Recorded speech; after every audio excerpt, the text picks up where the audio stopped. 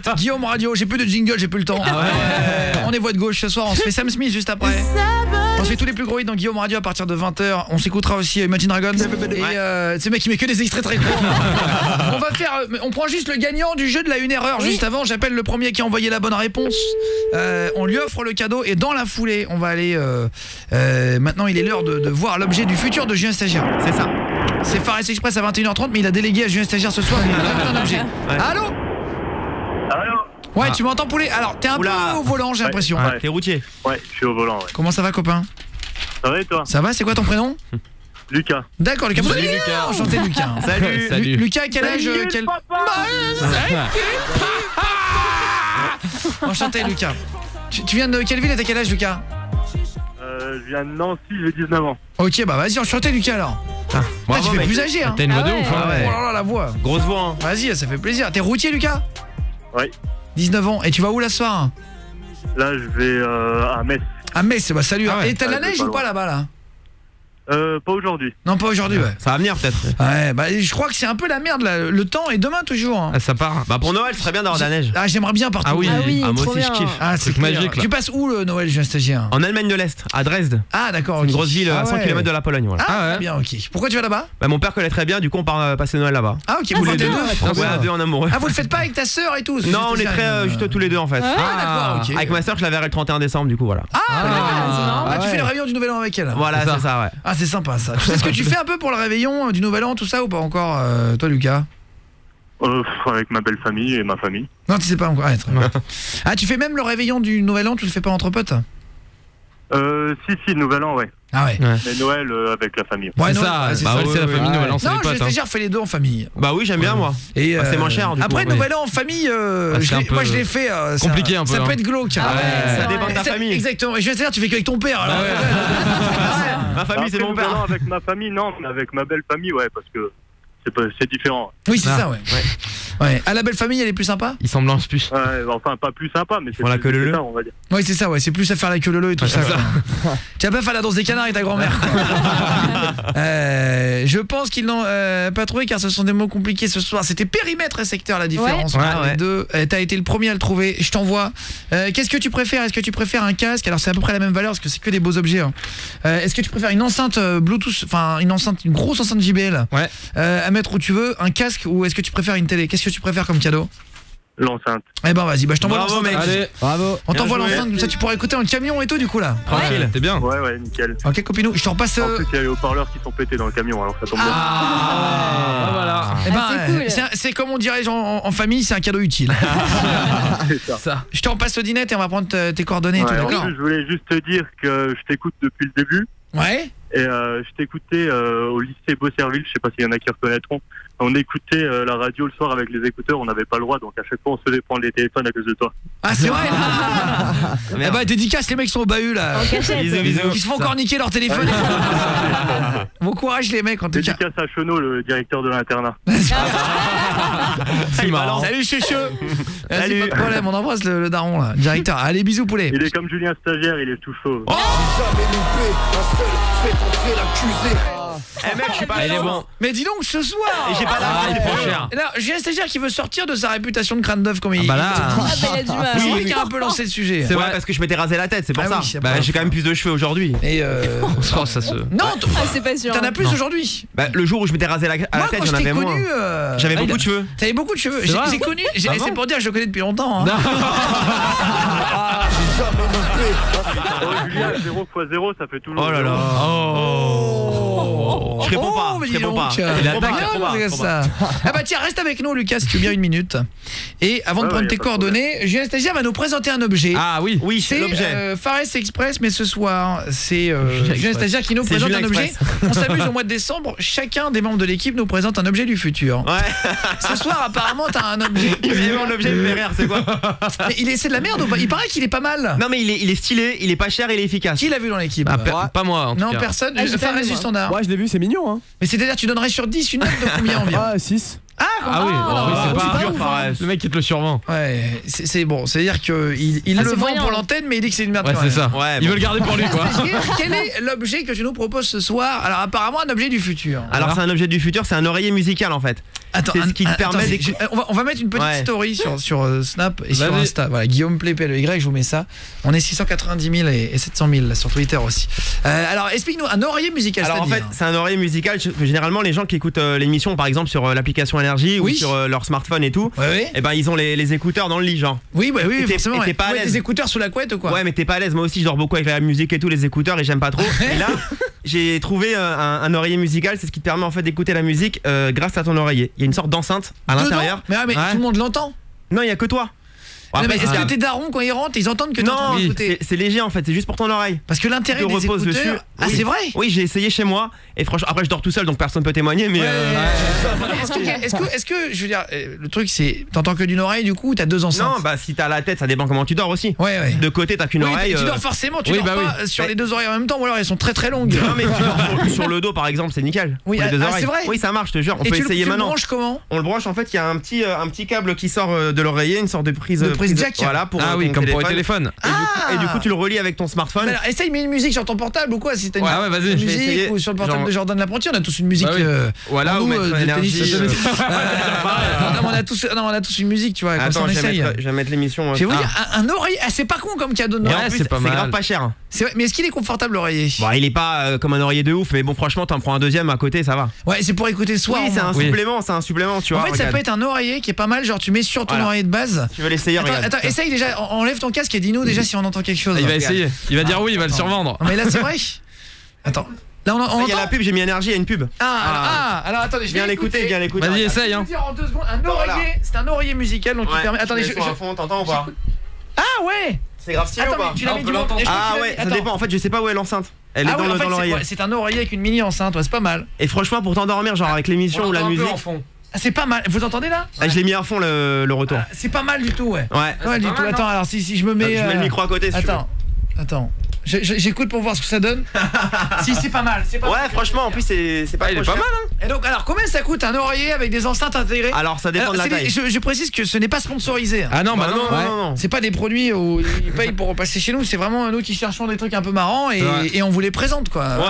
Ouais. On essaie de trouver des idées de cadeaux de Noël aussi en plus tous les lundis, c'est pratique avant Noël. Ah bah combien ça coûte? Celui-là il coûte 30 €. Ah ça va. Pour un oreiller ça va. Ça dépend de la taille, t'en as des moins chers, des plus petits, mais celui-là à 30 €. Ah c'est pas mal. C'est un oreiller moyen, de taille moyenne et c'est stylé. C'est sur quel site que tu as trouvé? Celui-là sur l'avant-gardiste.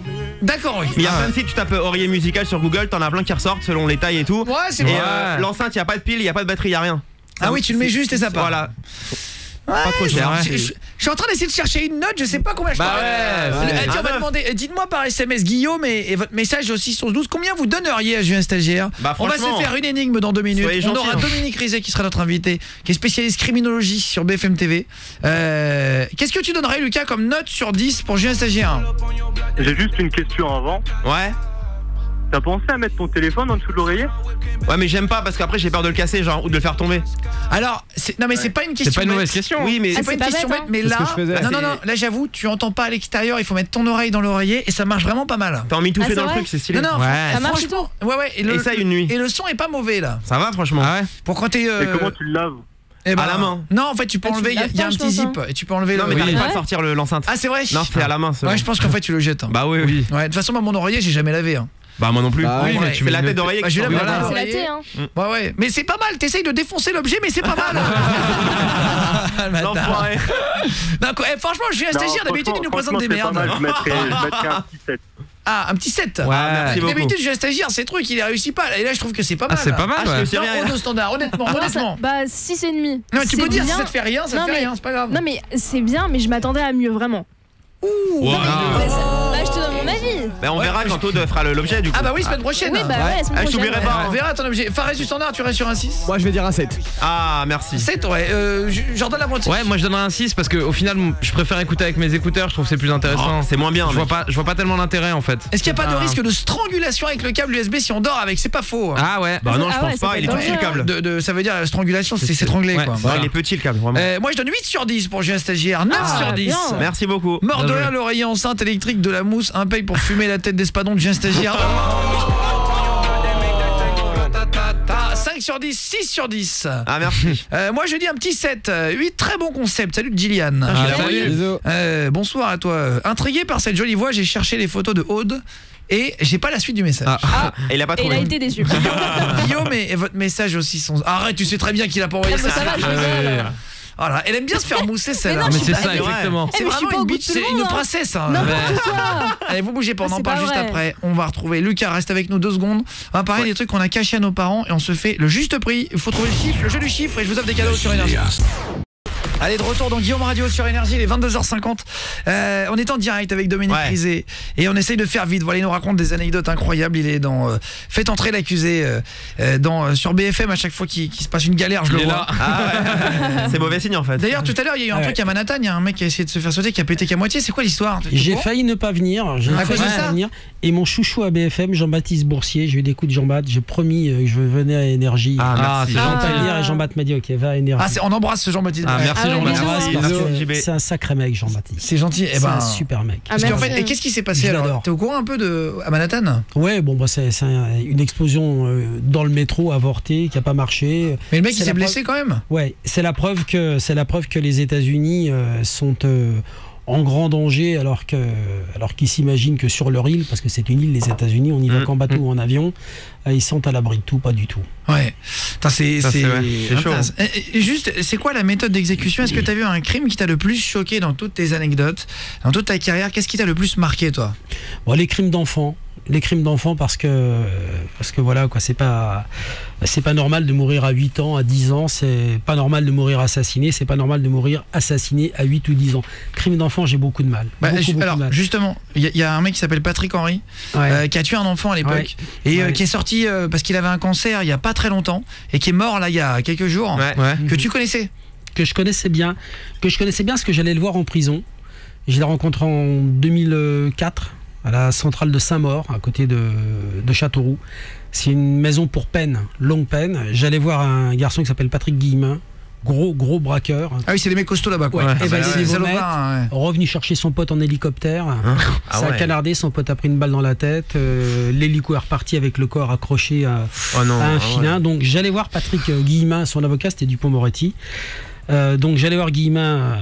T'arrives à sympathiser avec ces connards? Parce que Patrick Henry, c'est quand même particulièrement un fils de pute. Écoute, sympathiser, oui, j'ai sympathisé avec lui. Moi, écoute, je termine juste vite fait sur le truc et je te réponds. Ah pardon, vas-y, c'est bien sûr. Et les 2 voisins de cellule de Patrick Guillemin, c'était d'un côté Patrick Henry, de l'autre Jean-Claude Roman. Le faux médecin qui a tué toute sa famille. Ah non, je connaissais pas. Si, le gars qui se faisait passer pour un médecin qui a tué toute sa famille, c'est un truc de fou. Je m'en rappelle pas, mais il y a tellement d'affaires.